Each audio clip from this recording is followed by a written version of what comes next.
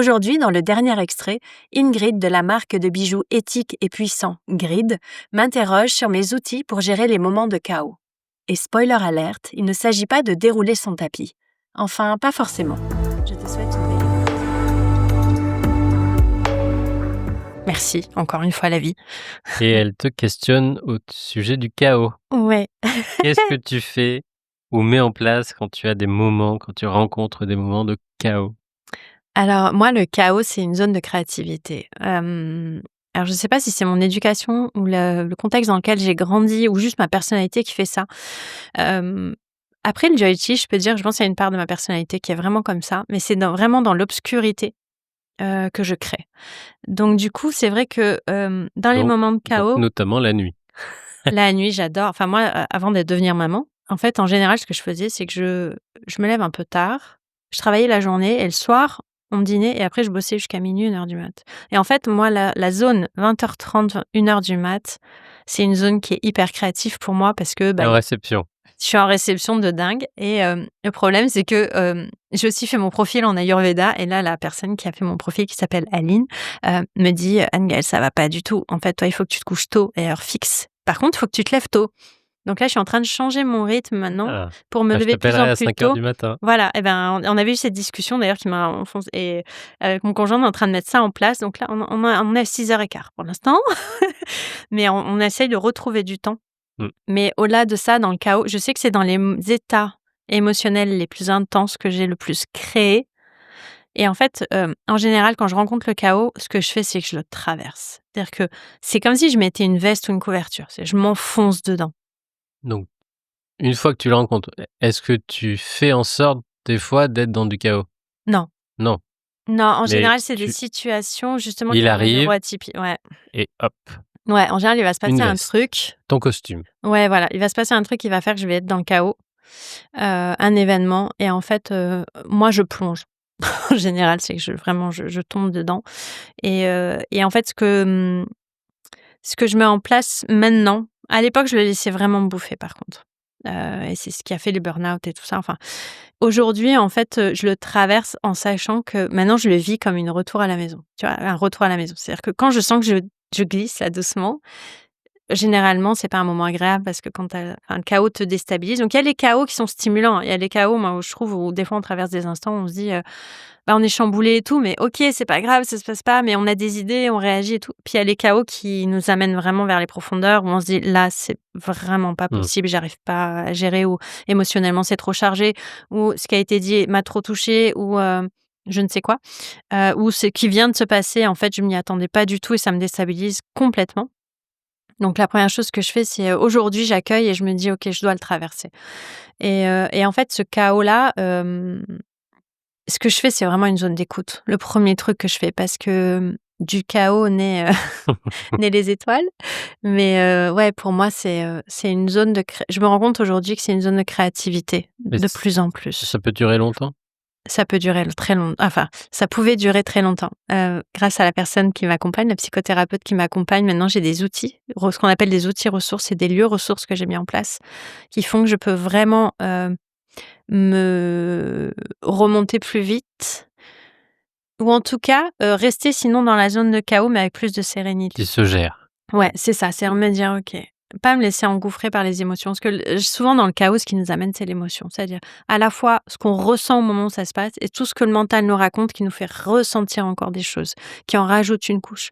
Et en fait, quand on sait gérer cette part d'émotion, on peut rester avec le chaos en se disant: «OK, c'est pas dans les 2 heures qu'il va se passer un truc», enfin, généralement, si c'est le cas, il y a d'autres méthodes, mais c'est pas dans les 2 heures où mon monde va s'effondrer. Là, je vais prendre 2 heures pour descendre, gérer ce qui se passe, me gérer et observer ce que je fais. Et souvent, en fait, avant, j'essayais à tout prix d'en sortir. C'est-à-dire que je me Mmh. disais: «Je suis dans le chaos, c'est pas cool, je me laisse déstabiliser, il faut que je retrouve tout de suite l'ancrage, la stabilité» et c'est ça qui crée encore plus de charge émotionnelle parce que comme on n'y arrive pas, on dérape et donc on se reprend les pieds dans le tapis. Mmh.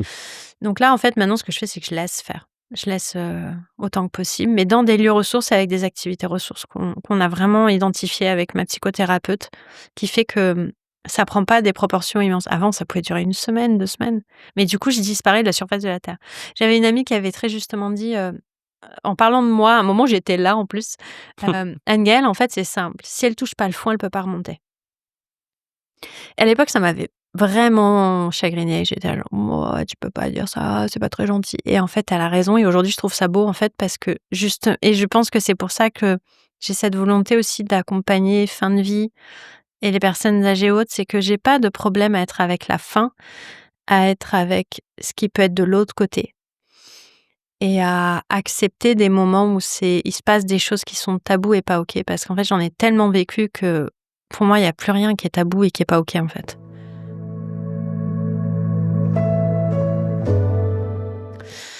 Dernière question. Ouais. Est-ce que tu as des rituels spéciaux en plus de ce que tu fais régulièrement, justement dans ces moments où ça va pas?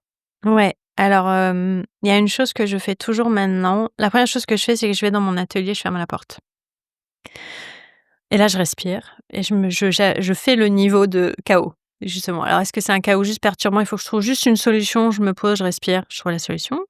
Je caricature un petit peu.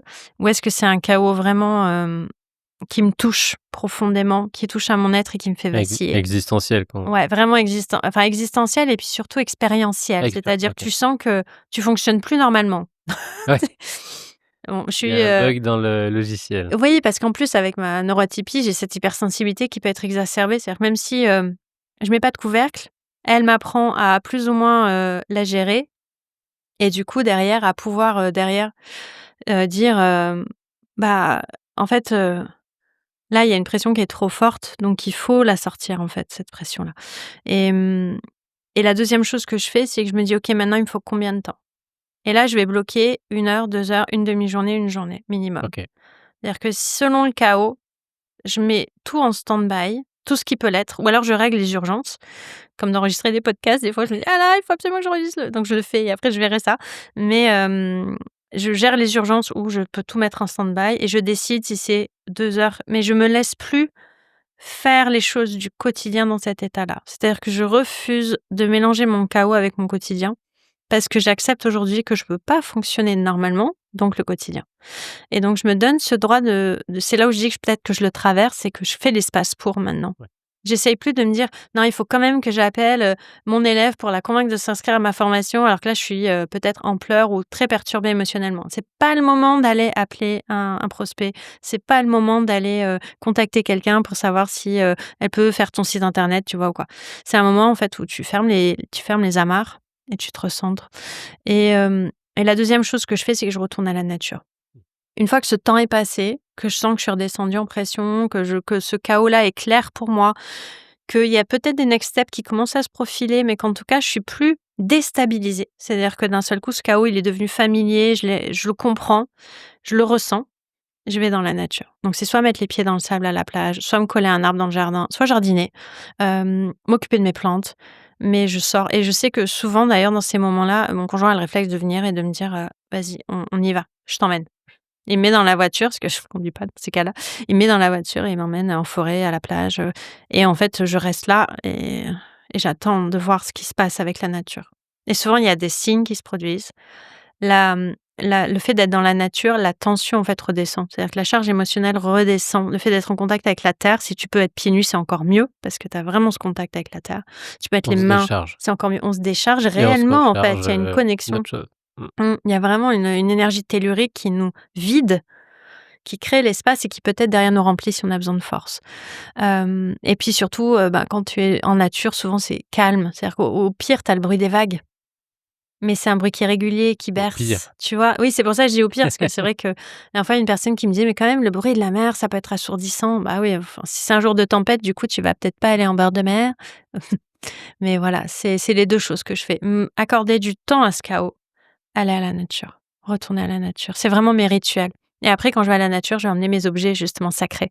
Je vais emmener, peut-être un livre, je vais emmener, des choses qui me ramènent justement à moi, qui m'ancrent. Mmh. Merci. Merci beaucoup. Merci beaucoup pour ton écoute. Est-ce que ces outils t'inspirent pour traverser le chaos de la vie?